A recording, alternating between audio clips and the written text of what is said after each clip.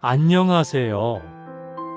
담도암 사기로 항암 치료를 6년째 이어가고 있는 헬스리본입니다. 오늘 영상에서는 제가 첫 항암을 앞두고 느꼈던 마음과 항암 이후 실제로 살아온 시간들에 대해 조금 더 솔직하게 이야기해 보려고 합니다.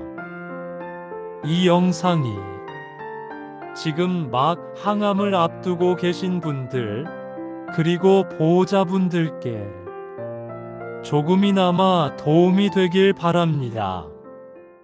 첫 항암에는 이유를 정확히 설명할 수 없는 막연한 두려움이 있습니다. 아프지는 않을까? 몸이 망가지는 건 아닐까? 이걸 계속 버틸 수 있을까? 이걸 맞고 움직일 수 있을까? 저도 똑같았습니다. 첫 항암을 위해 입원을 했고 CT와 각종 검사를 진행했습니다. 병실에 누워 있으면서도 마음은 계속 흔들렸습니다. 검사 결과를 기다리는 시간, 항암 스케줄을 설명 듣는 시간 하나하나가 참 길게 느껴졌습니다.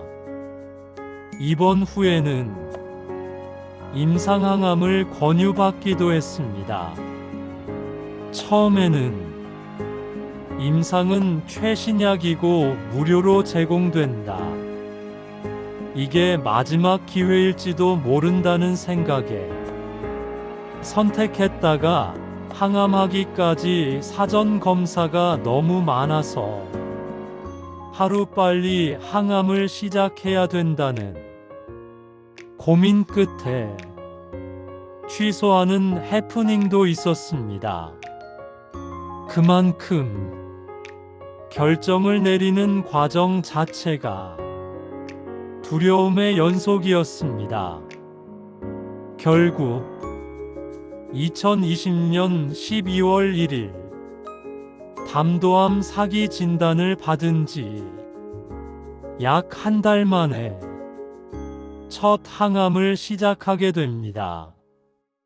젬시타빈, 시스플라틴, 아브락산, 이 세 가지 약이 제 첫 항암 치료의 시작이었습니다. 항암을 계속해야 한다는 현실 속에서 정신없는 와중에 오른쪽 가슴에는 케모포트도 심었습니다. 포트를 달았을 때, 이걸 계속 몸에 달고 살아야 하나라는 생각이 들더군요. 솔직히 말하면 항암 전에는 긴장도 많이 됐고 두려움도 컸습니다. 그런데 주치의 선생님과 간호사분들의 도움 덕분에 막상 항암이 시작되고 나서는 생각보다 할만한데? 라는 생각이 들었습니다. 아브락산은 췌장암 환자들에게도 많이 쓰이는 약으로 젬시타빈을 돕는 아주 효과적인 항암제입니다. 하지만 그만큼 독성도 강합니다. 2차 항암 이후부터 머리카락이 빠지기 시작했고 3차 이후에는 설사 증상도 나타났습니다. 항암을 계속하다 보면 독성은 몸에 누적됩니다. 손가락 마디가 검어지고 어느 순간 거울을 보면 얼굴색도 예전과 달라져 있었습니다. 독소 배출을 위해 그루타치온 주사를 맞기도 했고 브로콜리, 양배추, 케일 같은 채소를 살짝 데쳐 먹거나 김, 미역, 다시마 같은 해조류도 의식적으로 챙겨 먹었습니다. 이 부분은 나중에 음식 영상에서 더 자세히 다뤄보겠습니다.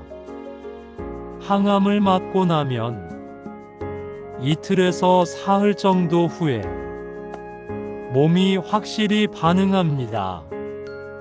사람마다 다르겠지만 저의 경우에는 손발이 저리고 다리가 후들후들 떨렸습니다. 어떤 분들은 몸을 몽둥이로 맞은 것처럼 아프다고 표현하시기도 합니다.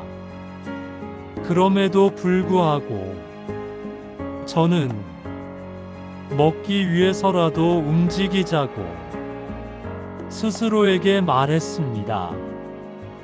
항암하는 날에도 병원 복도를 조금씩 걸었습니다. 울렁거림이 심할 때는 식욕 촉진제를 먹고 억지로라도 식사를 했습니다. 그래서 꼭 드리고 싶은 말이 있습니다. 소화효소나 식욕 촉진제처럼 식사를 도와주는 약은 절대 참지 말고 사용하세요. 당시에는 정말 수술이 불가능한 상태라는 걸 도무지 받아들이기 힘들었습니다. 그래서 서울의 메이저 병원부터 서대전에 있는 건양대병원까지 6군데 병원에 CT와 판독지를 들고 외래를 돌았습니다. 그러다 보니 CT 속에 보이는 암 덩어리들이 점점 눈에 들어오기 시작하더군요. 혈액종양내과 교수님들의 반응은 대부분 비슷했습니다. 말은 하지 않았지만 어쩌다 이렇게 전이가 될 때까지 병원에 오지 않았을까? 라는 생각이 표정에 담겨 있었습니다. 지금 돌이켜보면 저는 너무 용감했고 너무 무식했습니다. 주치의 선생님은 변비와 설사에 대비해 미리 약을 처방해 주셨습니다. 하지만 저는 이 정도는 참아보자며 약을 먹지 않았습니다. 그러다 6일 연속 설사를 하고 나서야 더 이상은 안 되겠더군요. 약을 복용하자 거짓말처럼 증상이 멎었습니다. 그때 분명히 깨달았습니다. 항암 치료는 무식하게 참는 게 아니라 약을 적절히 사용하면서 삶의 질을 지키는 싸움이라는 것을요. 항암이 반복되면 절대 호중구 수치, 즉 ANC 수치가 급격히 떨어집니다.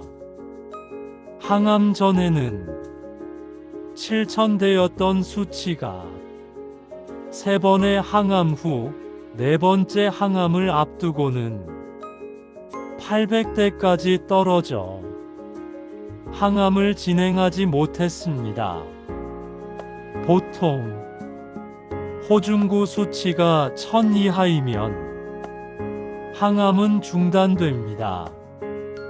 그래서 한 주 쉬고 항암 용량을 80%로 줄여 다시 치료를 이어갔습니다. 호중구 문제뿐 아니라 빈혈도 심해져 수혈을 한 번 받았고 호중구 촉진 주사도 여러 차례 맞았습니다. 플라틴 계열 항암제는 중금속처럼 몸에 누적되기 때문에 오래 사용하면 콩팥 기능이 손상될 수 있습니다. 그래서 환자 본인이 혈액 검사 결과를 꼭 직접 확인해야 하고 수분 섭취도 정말 중요합니다. 저는 항암하는 날에도 하루에 2리터 이상의 물을 의식적으로 마셨습니다. 지금 생각해보면 항암 자체보다도 호중구 수치 때문에 받았던 스트레스가 훨씬 컸던 것 같습니다. 호중구에 좋다는 음식은 거의 다 먹어봤습니다.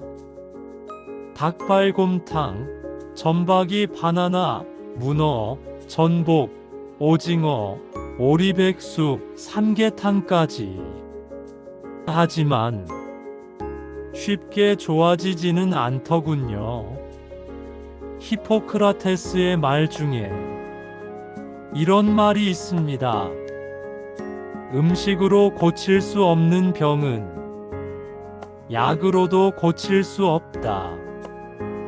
음식 개선이 필요하다는 거겠죠. 그러나 항암 중에는 음식만으로는 부족하고 보조 영양제의 도움도 현실적으로 필요합니다.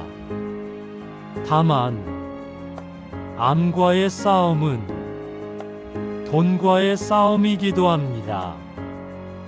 대부분의 항암약은 비급여이고 보조 영양제 역시 부담이 될 수 있습니다. 그래서 무리하지 말고 자신의 상황과 예산 안에서 선택하는 것이 무엇보다 중요합니다. 저는 전신에 암이 퍼진 담도암 사기 환자였기 때문에 초반에는 암의 활성화를 막기 위해 할 수 있는 모든 것을 해보자는 마음이었습니다. 다음 영상에서는 보조 치료와 보조 영양제에 대한 이야기를 조금 더 구체적으로 나눠보겠습니다. 지금 항암을 버티고 계신 분들께 이 영상이 작은 위로와 정보가 되길 바랍니다. 끝까지 들어주셔서 진심으로 감사합니다.